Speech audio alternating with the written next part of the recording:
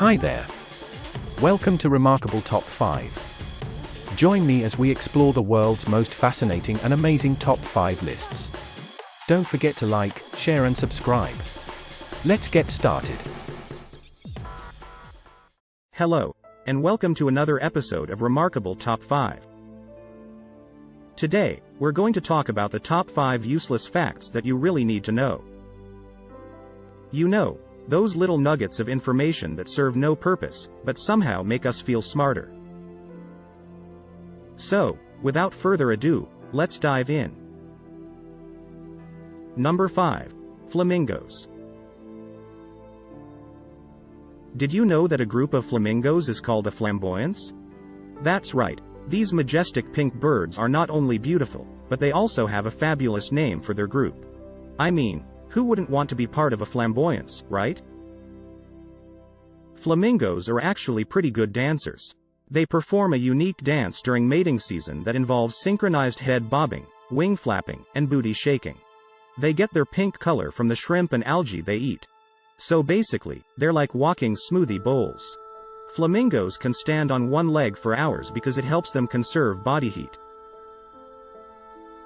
Honestly, they're probably just trying to show off their balance skills.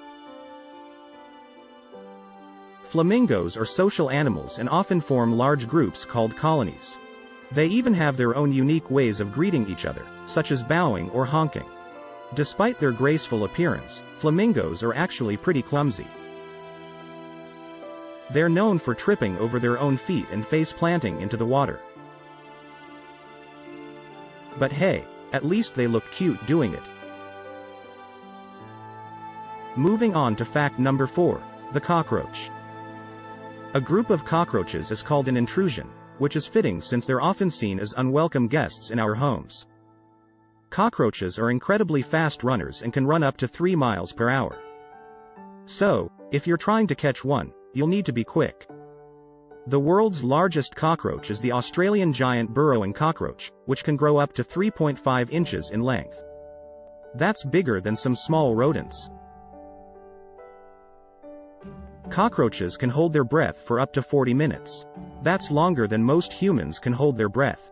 They are great survivors and can live through almost anything, including nuclear radiation. So, if there's ever a nuclear apocalypse, the cockroaches will probably be the last ones standing. They are rumored to be able to survive a nuclear explosion, but this is actually a myth. While they can survive high levels of radiation, they're not immune to the blast itself. Cockroaches are also great mimics and can imitate the smell of certain foods to attract other cockroaches. So, if you see one roach, chances are there are many more nearby. They have been around for over 350 million years and have outlived the dinosaurs and are truly the ultimate survivors. Cockroaches are not only found in dirty and unsanitary environments. In fact, some species of cockroach are kept as pets in countries like China and Madagascar. Did you know that a cockroach can live for several weeks without its head?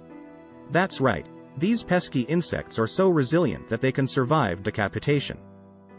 In fact, they only die because they can't eat or drink without a head. I mean, who needs a head when you have that kind of tenacity? Now, on to fact number 3, the Anglo-Zanzibar War. Did you know that the shortest war in history lasted only 38 minutes? That's right, folks, the Anglo-Zanzibar War of 1896 was over almost as soon as it began. I mean, talk about a quickie. The conflict started because a pro-British Sultan, Hamoud bin Mohammed, died suddenly and his nephew Khalid bin Bargash declared himself the new Sultan without British approval. The British demanded that Khalid step down and leave the palace, but he refused. This led to the British Navy shelling the palace, causing Khalid to flee and ending the war. The British bombardment of the palace was so intense that it caused significant damage, but fortunately, there were no casualties reported. The British used several warships in the conflict, including the HMS Sparrow, which fired the first shot. The war had a humorous aftermath, as the British installed a new pro-British Sultan who ruled for many years. They also demanded a payment of £2,000 from the defeated Zanzibar government to cover the costs of the shells they had fired during the conflict. Despite its short duration, The war had a significant impact on the history of Zanzibar, as it marked the end of the Zanzibar Sultanate and the beginning of British colonial rule. Some historians speculate that the war was really just an excuse for the British to flex their military muscles and show their dominance in the region. The Anglo-Zanzibar War of 1896 remains a popular topic of conversation and curiosity among military history enthusiasts, and is often cited as an example of the absurdity of war. Some people jokingly refer to the conflict as the War of a Half Hour, or the Battle of the Briefcase, due to its incredibly short duration. Fact number 2 is a bit of a head-scratcher. Did you know that the national animal of Scotland is the unicorn? Yes, you heard that right. The land of bagpipes and kilts has chosen a mythical creature as its national animal. I mean, who needs a real animal when you can have a magical one? Despite not being real, unicorns are incredibly popular and can be found on everything from t-shirts to coffee mugs to smartphone cases. The unicorn is often depicted as being pure and virtuous, which is why it's such a fitting symbol for Scotland. Unicorns are often associated with rainbows, glitter, and all things sparkly. They're basically like the fairy godmothers of the animal kingdom. There's even a type of ice cream called unicorn ice cream that's made with rainbow-colored sprinkles and edible glitter. It's like a magical dessert that will make all your dreams come true. In some stories, unicorns are said to have the power to purify water and heal sickness. Maybe that's why they're so pure and good.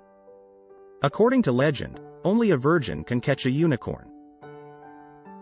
So, if you ever see one in the wild, be sure to ask the person next to you if they're a virgin before attempting to capture it. Don't forget to subscribe before moving on. Subscribing ensures that you never miss out on new content and updates. Plus, it's a great way to support the creators and show your appreciation for their work. So take a moment to hit that subscribe button and join the community today. And finally, number 1. Did you know that the dot above the letter I is called a tittle? That's right, folks, that tiny little dot has a name, and it's tittle. I mean, who knew something so small could have such a big name? According to some sources, the tittle was first introduced in the 11th century, when scribes began to add dots above the letters I and J to make them more distinct. The word tittle comes from the Latin word titulus, which means inscription or label. It's a pretty fancy name for such a tiny little dot. In some languages, such as Turkish and Azerbaijani, the dot above the letter I is actually a separate letter with its own sound. So, in those languages, the tittle is a lot more important than it is in English. In typography, the size and shape of the tittle can vary depending on the font being used. Some fonts have a round tittle, while others have a square or diamond-shaped one. The tittle is a crucial element in many important documents, such as legal contracts and passports. Without it, the letter I would be very hard to distinguish from the letter L. And that's it for today's episode of Remarkable Top 5. We hope you enjoyed these useless facts as much as we did. Who knows, maybe someday you'll find yourself in a trivia contest and these facts will be the difference between victory and defeat. Until next time, stay remarkable.